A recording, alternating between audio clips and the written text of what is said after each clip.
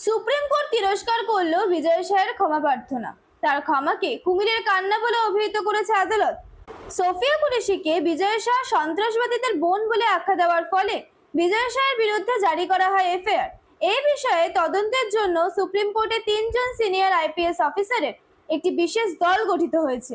মন্ত্রীর মন্তব্যকে নোংরা, জঘন্য এবং লজ্জাজনক বলে অভিহিত করে আদালত শাহের প্রকাশ্যে ক্ষমা চাওয়ার আবেদন খারিজ করে দিয়েছে।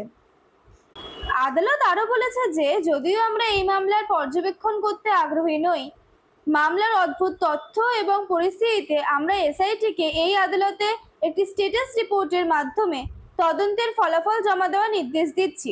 বিচারপতি কান্ত শাহের মন্তব্যের জন্য তীব্র সমালোচনা করেন এবং তাকে সম্পূর্ণরূপে অযৌক্তিক বলে অভিহিত করেছেন। বিচারপতি কান্ত বলেন, একজন জনপ্রতিনিধি এবং অভিজ্ঞ রাজনীতিবিদ হিসেবে শাহের কথা বলার আগে তার কথা বিবেচনা করা উচিত ছিল।